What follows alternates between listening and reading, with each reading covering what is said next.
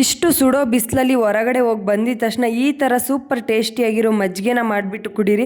1 ಲೋಟ ಅಲ್ಲ, 2 ಲೋಟ ಅಲ್ಲ, ನಿಮಗೆ ಹೊಟ್ಟೆ ತುಂಬ ತನಕನೂ ಕುಡಿತೀರಾ, ಅಷ್ಟು ಟೇಸ್ಟಿಯಾಗಿರುತ್ತೆ. ಒಂದ್ಸಲ ಟ್ರೈ ಮಾಡಿಬಿಟ್ಟು ನೋಡಿ. ನಿಮಗೆ ಮಜ್ಜಿಗೆ ಎಷ್ಟು ಬೇಕು ಅಂತ ನೋಡಿಬಿಟ್ಟು ಮೊಸರು ತೊಗೊಂಡು ಮೊಸರನ್ನ ನೀಟಾಗಿ ಮಿಕ್ಸ್ ಮಾಡ್ಕೊಳ್ಳಿ. ಆನಂತರ ನೀರು ಕನ್ಸಿಸ್ಟೆನ್ಸಿ ನೋಡಿಬಿಟ್ಟು ನೀರನ್ನ ಹಾಕ್ಕೊಂಡು ಚೆನ್ನಾಗಿ ಮಿಕ್ಸ್ ಮಾಡಿಕೊಂಡು ಸ್ವಲ್ಪ ಉಪ್ಪನ್ನ ಸೇರಿಸ್ಕೊಳ್ಳಿ. ಟೇಸ್ಟ್ ನೋಡಿ ಮತ್ತೆ ಬೇಕಾದರೆ ನೀವು ಉಪ್ಪನ್ನ ಸೇರಿಸ್ಕೊಳ್ಬೋದು. ಇದಕ್ಕೆ ಒಂದು ಕುಟ್ಟೋ ಕಲ್ಲಲ್ಲಿ ಪುದೀನ, ಕೊತ್ತಂಬರಿ, ಸ್ವಲ್ಪ ಶುಂಠಿ, 2 ಹಸಿಮೆಣಸಿನ್ಕಾಯಿನ ಹಾಕ್ಕೊಂಡು ಚೆನ್ನಾಗಿ ಕುಟ್ಕೊಳ್ತಾ ಇದ್ದೀನಿ. ಅದ್ರ ಜೊತೆಗೆ ಸ್ವಲ್ಪ ಜೀರಿಗೆ ಕೂಡ ಹಾಕ್ಕೊಂಡಿದ್ದೀನಿ. ನೀವು ಇದನ್ನು ಮಿಕ್ಸಿಲಿ ಕೂಡ ಗ್ರೈಂಡ್ ಮಾಡ್ಕೋಬೋದು. ಮಿಕ್ಸಿಲಿ ಗ್ರೈಂಡ್ ಮಾಡಿದ್ರೆ ಅಷ್ಟು ಟೇಸ್ಟ್ ಇರಲ್ಲ. ಈ ರೀತಿ ಕುಟ್ಟೋಕೊಳ್ಳಲ್ಲಿ ಕುಟ್ಬಿಟ್ಟು ಮಜ್ಜಿಗೆ ಮಾಡಿದ್ರೇ ತುಂಬ ಟೇಸ್ಟಿಯಾಗಿರುತ್ತೆ. ನೀವಂತೂ ತುಂಬ ಖುಷಿ ಆಗ್ತೀರಾ, ಅಷ್ಟು ಚೆನ್ನಾಗಿರುತ್ತೆ. ನಿಮಗೆ ಮನಸ್ಸಿಗೆ ತೃಪ್ತಿ ಆಗುತ್ತೆ ಕುಡಿಯೋದಕ್ಕೆ. ಅದಕ್ಕೆ ನಾನಿವಾಗ ಐಸ್ ಕ್ಯೂಬ್ನ ಸೇರಿಸ್ಕೊಳ್ತಾ ಇದ್ದೀನಿ. ನಿಮಗೆ ಆಪ್ಷನಲ್ಲು ಐಸ್ ಕ್ಯೂಬ್ ಬೇಕು ಅಂದರೆ ಕೋಲ್ಡು ನೀವು ಸೇರಿಸ್ಕೋಬೋದು, ಇಲ್ಲ ಅಂದರೆ ಹಾಗೆ ಕೂಡ ಕುಡಿಬೋದು. ತುಂಬ ಟೇಸ್ಟಿಯಾಗಿರುತ್ತೆ.